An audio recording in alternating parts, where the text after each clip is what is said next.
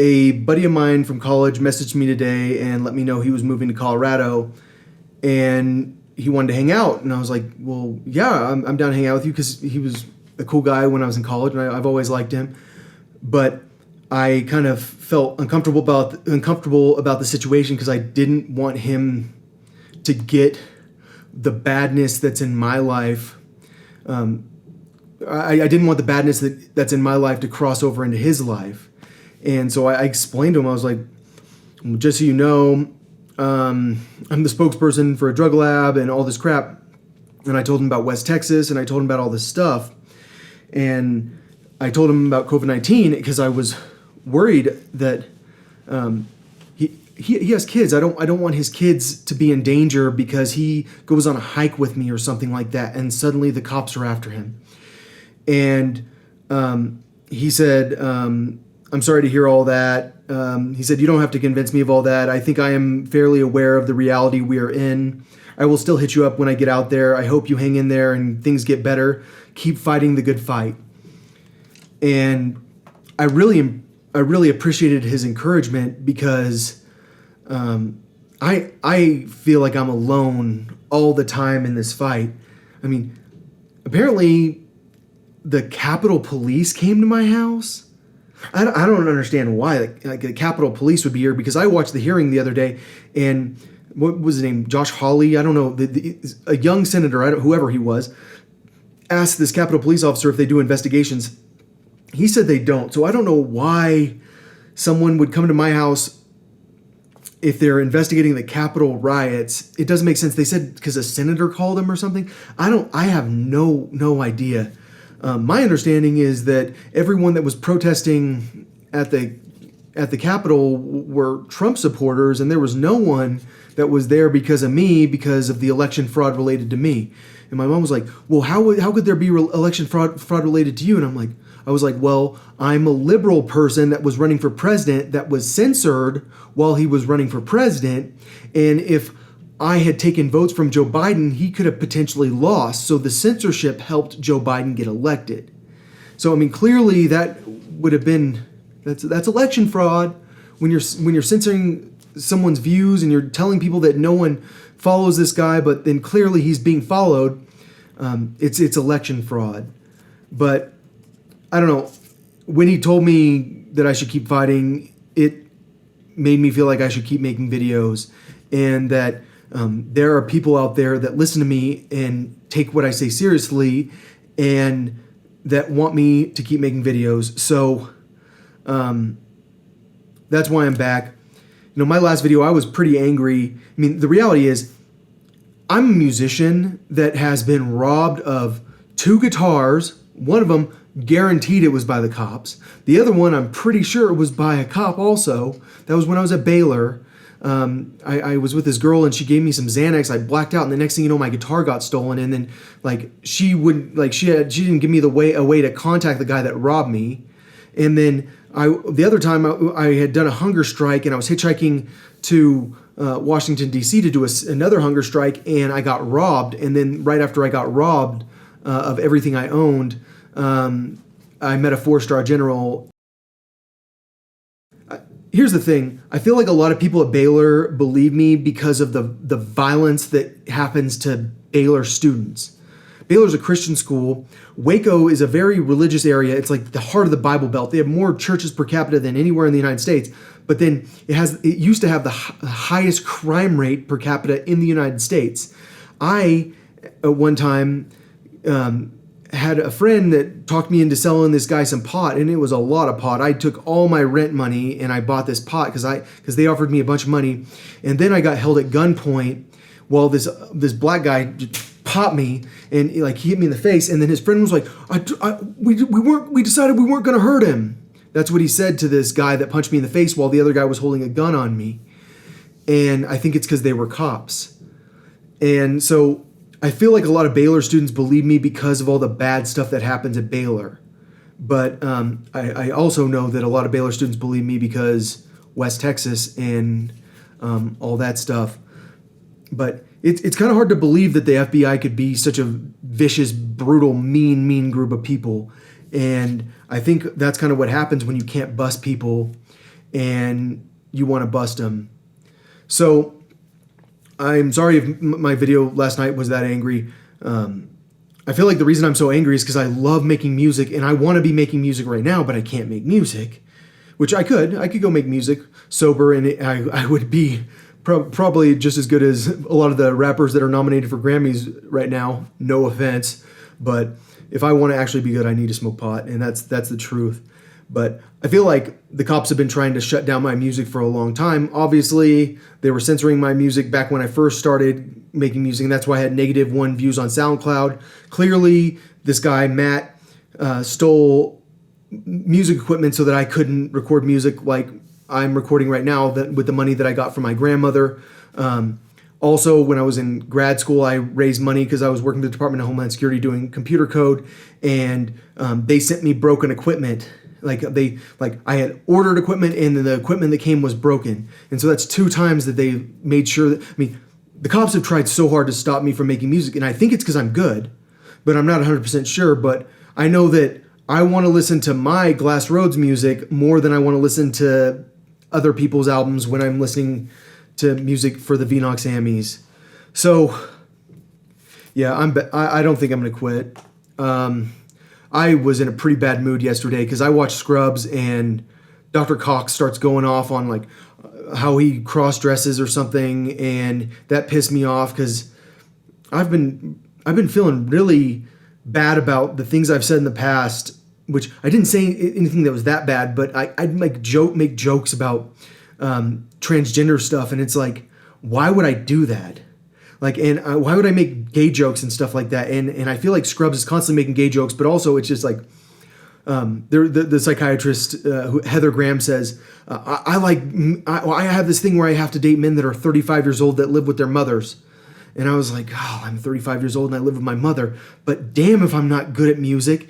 And I work every day. I work hard, and I work hard while people are robbing me, while people are threatening me, while the cops are trying to ruin my life. Like, I bust my ass, and the reason I am in the situation I'm in is because I'm supposed to be in this situation, because the cops robbed me so many times and they screwed me over so many times, and now I work from home alone, and I'm just telling you, no one records an album solo like my Glass Roads music that I'm recording right now, or that I've recorded recently. That's my opinion about it. I think Glass Roads is that good, even though I recorded that thing where I'm recording every single track by myself, and I don't have a fast enough computer to really process it.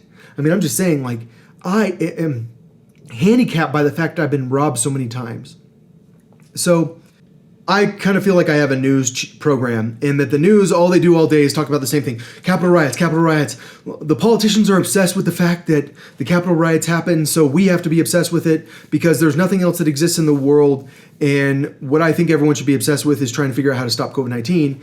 And what I think everyone is obsessed with, because they're all politicians, is making the statistics look good. The deaths are going down. The cases are going down. But more than anything, the deaths are going down.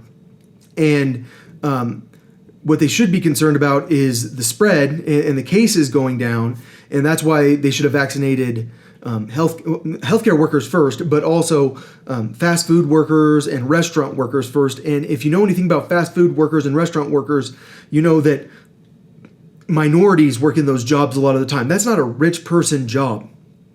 Like, a lot of the time, waiters and busboys and cooks are minorities. So when I sound like I'm racist because I don't understand why you would want Vivek Murtry, who's an Indian guy, in charge of COVID-19, of fighting COVID-19, when India sucks. I know that I shouldn't say that, but I like, if I see made in India versus made in China, I'm always going to get made in China, because China is way, way better at what they do. And they have similar population levels, but we have very few Indians in the United States, but somehow they move up to the top because their parents made them work so hard in school, and so they have fancy degrees a lot of the time. And I'm just saying that not everything in life is about how you performed in college. Like, a lot of the things in life are about the way that your personality is, and it seems like right now we've got an 80-year-old man, Dr. Fauci, who's in charge, and he's got a bunch of Indians working for him and Jewish people, and it's fine that Jewish people are in those positions. I'm just saying, like, we're not Jewish, and I know that a lot of people think we're Jewish, but we're not, and Israel is getting a lot of help from us. Israel just ordered 50 F-35s, and they've ordered like all this new equipment, and everyone's going, well, where did Israel get the money to buy the American weapons? Well, the United States gave the weapons to them, or gave them money. It's like, here, Israel, here's a bunch of money. Buy our weapons with the money that we gave you. And that way you can fight a war with us someday, because I'm just telling you guys, at some point, someone's going to have to make a decision. Do you guys want to have COVID-19 turn that bad someday? Or do you want us to deal with COVID-19 and then we could go to war? And I'm just saying, Israel's not going to be on our side. You know why? Because they're a bunch of assholes. And that's the thing. Indians, I hate to say it, but a lot of the time they're assholes too. And I shouldn't have said that, but a lot of the time they are. And I don't understand like this COVID-19 response. It seems like you guys are doing a terrible job, but there's nothing we can do about it. So on to more exciting topics, because I'm doing the news right now, because I haven't done news for a while. I read that the SolarWinds hack, according to Microsoft, was coded by 1,000 different people. And so when I say that my software can detect SolarWinds, I'm not saying that my software can beat SolarWinds. Someone posted something about this in an information security thing, or an information security person posted this recently, that there's a difference between detecting something and stopping something. And all I'm saying is I can detect it, doesn't mean I can stop it. And that's like super advanced software. And that doesn't mean that my software shouldn't have been used to detect it, because if I had been working at FireEye, I would have detected it. But clearly FireEye detected it. If I had been working at SolarWinds, I would have detected it. But I don't have the fancy certifications. I can't get a job there. But more than anything, I can't get a job there because I'm so offensive, and offensive people aren't allowed to have jobs apparently. Yeah, I just don't understand why our military is doing joint weapons development with Israel when Israel's not going to be on our side. I guess it's because the politicians all think that Israel's going to be on our sides. I saw Senator Kennedy talking to Merrick Garland during his confirmation hearing, and he's like, do you think that breaking the law is a sin? And Merrick Garland was like, a sin? Like, is that really how you're going to word this thing? I mean, it's like silly people in charge. I mean, really. And that brings me to my next topic. I said religious people are stupid. This guy that wants to hang out with me, he's a Mormon, and he's a cool guy. Like, he's super chill. I'd want to hang out with him. I don't think he's stupid.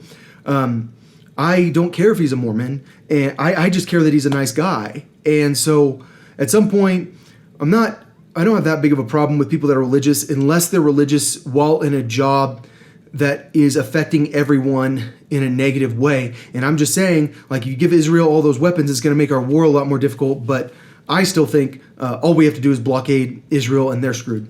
Like, we stop the ships coming in, we stop anyone from crossing the border into Israel, they're completely screwed.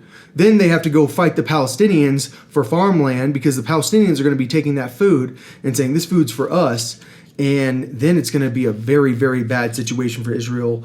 So, yeah. Second to last topic, actually the last topic, because this video is going a little long. Kanye West has gone through a breakup, and all of us are hurting for Kanye right now. But I think what Kanye needs to know is that he should be making music with me. But that's not really what he needs to know. What he needs to know is that guys can get girls that are hotter than Kim, or he's going to be able to get a girl that's hotter than Kim, like, very, very, very fast. And he's going to get a girl that actually likes him. And clearly, Kim got to the point that she didn't like him anymore. And it's no fun being with someone that doesn't like you anymore. So sometimes when you feel like your life is coming to an end, you feel like your life's over, that's when you finally get an opportunity for something good to happen. And I think Kanye is going to find a woman that appreciates him. He's going to find a woman that respects him, because I feel like a lot of people don't have respect for Kanye West because he's done some things that it's like you're not like you don't deserve respect. Like taking the Grammy from Taylor and be like, Beyonce deserves this. That was kind of an asshole move. And sometimes he says stuff that's super silly because he's kind of a religious nut. But he's one of the black people that I think are geniuses. I mean, he produces his own music. He writes his own music. He's a smart guy. And clearly he was pretty good at art when he was a kid. I saw his artwork. He's pretty good. And his kid is pretty freaking smart too. I mean, at least in the art department. I don't know how smart she is in school, but so I sounded racist yesterday. I don't like that I sounded racist.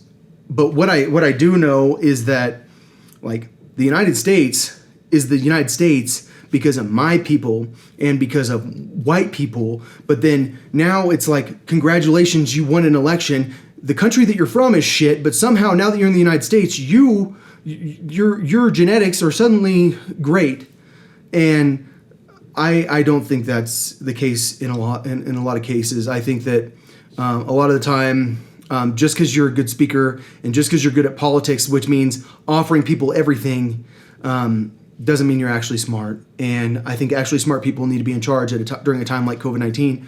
But that's not going to happen because everything's so political. I mean, every time I turn on the TV, it's something about race. Everything I freaking hear every day is, this is racist, this is racist, this is racist. And it's just like, dude, do you realize that guy from The Bachelor, all he was doing was trying to be nice to someone that he liked? He was trying to not talk shit. And then it's like, no, we got to kick him out. He's not allowed to be involved anymore. He thinks it's okay that someone liked a picture of someone that was in front of a Confederate flag. And it's like, dude, do you realize that they liked the picture because their friend was in it? It had nothing to do with the Confederate flag. They probably didn't even notice the Confederate flag. A lot of people didn't notice Confederate flags until like 2 years ago when everyone started toppling statues. Suddenly everyone noticed it, but before that, no one noticed it.